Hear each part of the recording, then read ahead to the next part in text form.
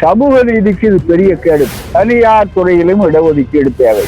மீண்டும் தமிழ்நாட்டில் இந்த கிளர்ச்சி வலியுறுத்தப்படும் தீவிரமாக. முதல் கட்ட போராட்டம் அனைவரையும் ஒருங்கிணைப்போம்.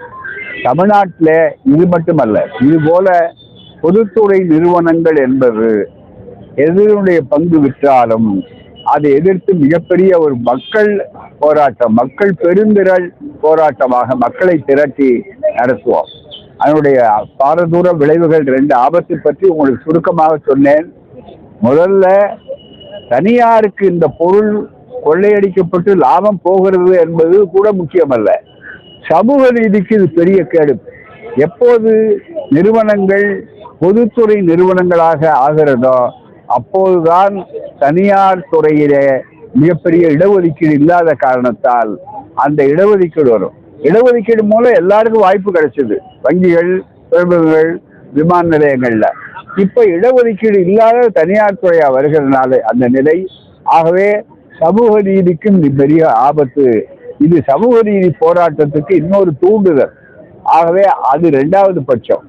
3வதாக இதில் வரும்போது மிக முக்கியமாக இது ஒரு போராட்டம், ஒரு கிளைத்து கொள்ள வேண்டிய ஒரு செய்தி. 3வதாக இதில் செய்ய வேண்டிய விஷயம் என்னன்னா, எல்லாம் தனியார் மயம் ஆகிட்டா நாங்க செய்யறோம்னு நினைக்கிறீங்க. தனியார் துறையிலும் இடஒதுக்கீடு தேவை. அது முடியுமான்னு கேட்குறாங்க. அமெரிக்காவே அதுக்கு எதை எடுத்தாலும் அமெரிக்காவில் தான் போய் உட்கார்ந்து பார்க்குறாரு. மிக முக்கியமா தனியார் துறையில அமெரிக்காவே தனியாருக்கு மிகப்பெரிய அளவிற்கு சொல்லக்கூடிய ஒரு நாடு, முதலாளித்துவ நாடு. அங்கேயே தனியார் துறையில் இடஒதுக்கீடு உண்டு. அதை பின்பற்ற வேண்டும். ஆகவே தான் இது முக்கியமான அடுத்த கட்டம். இது முதல் கட்ட போராட்டம் துவக்கம். அடுத்த கட்டம் தொடர்ந்தால் மீண்டும் தமிழ்நாட்டில் இந்த கிளர்ச்சி வலியுறுத்தப்படும் தீவிரமாக. ஆகணும். இன்னும் கேட்டா கூடுதல் வண்டி உங்களால முடியலையா, எங்களுக்கு கொடுங்க அப்படின்னா தமிழ்நாடு அரசுன்னா தமிழ்நாட்டு மக்களுக்குரியதுன்னு அர்த்தம்.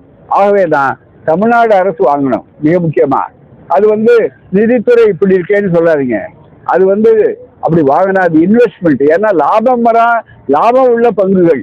அந்த லாபம் உள்ள பங்குகள்னா நிதிக்கு திண்டாடி கொண்டிருக்கிற ஒரு அரசுக்கு இன்னொரு வகையான புது வகை நிதி ஆதாரமும் அமையும். 2 லாபங்கள் உண்டு. ஆகவே இன்னும் கொஞ்சம் கூடுதலா கொடுங்க எங்களுக்கு, நீங்க விற்கிறீங்களா அதை எங்கள்கிட்ட கொடுங்க அப்படின்னு கேட்கறதுக்கு தமிழ்நாடு முதலமைச்சர் அவர்கள் முன்வர வேண்டும். தமிழ்நாடு அரசு அவசர முடிவெடுக்க வேண்டும்.